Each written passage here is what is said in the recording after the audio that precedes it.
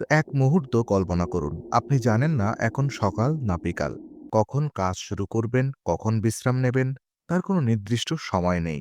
আজ আমরা ১ সেকেন্ড দেরি হলেও অস্থির হয়ে উঠি। কিন্তু এক সময় মানুষ সময় জানত না, শুধু অনুভব করত। তাহলে প্রশ্ন হলো, মানুষ প্রথম কবে সময়কে মাপতে শিখল? কখন সময় বন্দী হলো একটি যন্ত্রের ভেতরে? স্বাগতম ইনফোনারিতে। আজ আমরা শুনব ঘড়ির আবিষ্কার ও সময় ধারার ইতিহাস। তো ইতিহাসের শুরুতে ঘড়ি ছিল না। মানুষ সময় চিনত সূর্যের আলো দেখে, ছায়ার দৈর্ঘ্য দেখে। সকাল মানেই সূর্য ওঠা, বিকাল মানেই সূর্য ঢলে পড়া। এই ধারণা থেকেই জন্ম নেয় মানব ইতিহাসের প্রথম ঘড়ি, সূর্য ঘড়ি, সানডায়াল যেটাকে বলা হয়। তো মাটিতে একটি খুঁটি বসানো হতো। সূর্যের আলো পড়লে ছায়া যেদিকে যেত, সেখান থেকেই আন্দাজ করা হতো সময়। কিন্তু সমস্যা ছিল একটাই, রাতে সূর্য নেই, মেঘ থাকলে ছায়া নেই। মানুষ বুঝল সময় ধরতে হলে সূর্যের বাইরেও কিছু দরকার। তো এরপর মানুষ বানালো জলঘড়ি, অর্থাৎ ওয়াটার ক্লক। একটি পাত্রে পানি ভরে ছোট্ট ছিদ্র দিয়ে ধীরে ধীরে বের হতে দেওয়া হতো। পানির স্তর নামার সঙ্গে সঙ্গে সময় হিসাব করা হতো। মিশর, চীন ও গ্রিসে এই ঘড়ির ব্যাপক ব্যবহার ছিল। এরপর এলো বালি ঘড়ি। বালি পড়ে একদিক থেকে আরেক দিকে।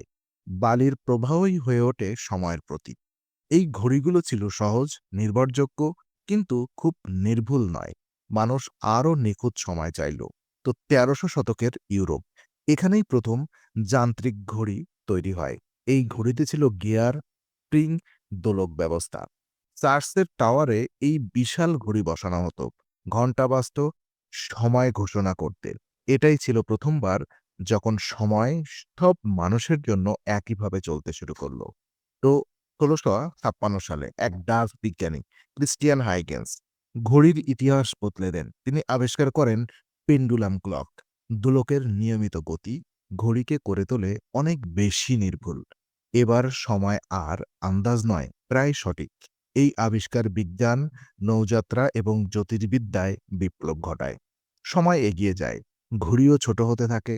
১৬ থেকে ১৭ শতকে ধনী মানুষের পকেটে দেখা যায় পকেট ওয়াচ। এটি ছিল স্ট্যাটাসের প্রতীক। এরপর প্রথম বিশ্বযুদ্ধ। সৈন্যদের দরকার হয় ২ হাত খোলা রেখে সময় দেখার উপায়। এভাবেই জনপ্রিয় হয়ে ওঠে হাতঘড়ি। যুদ্ধ শেষ হলে হাতঘড়ি ঢুকে পড়ে সাধারণ মানুষের জীবনেও। তো ১৯৬৯ সাল, জাপানের সেইকো ঘড়ির জগতে নিয়ে আসে এক নতুন প্রযুক্তি, কোয়ার্টাস ক্লক।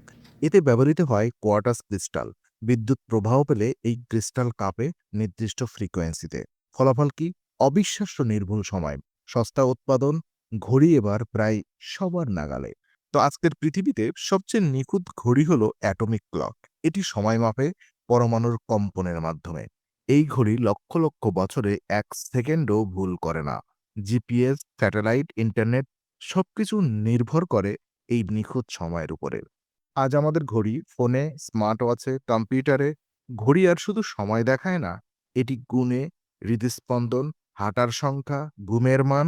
সময় এখন শুধু ঘন্টা মিনিট নয়, এটি একটা ডেটা। তো ঘড়ির ইতিহাস আসলে মানুষের ইতিহাস। সূর্যের ছায়া থেকে পরমাণুর কম্পন। এই যাত্রা বলে দেয় মানুষ কখনোই সময়ের হাতে বন্দী হতে চাননি, বরং সময়কেই ধরতে চেয়েছে। আর সেই চেষ্টাতেই জন্ম নিয়েছে ঘড়ি। তো আপনি যদি এই ইতিহাসের গল্পটি উপভোগ করে থাকেন, তাহলে ইনফোনারিকে সাপোর্ট করতে ভিডিওটি লাইক দিন এবং চ্যানেলটি সাবস্ক্রাইব করুন। আর কমেন্টে জানান ইনফোনারিতে পরের গল্পটি কোন আবিষ্কার নিয়ে শুনতে চান। কারণ ইনফোনারিতে আমরা শুধু সময় গুনি না, আমরা সময়ের গল্প বলি। Stay curious, stay ইনফোনারি।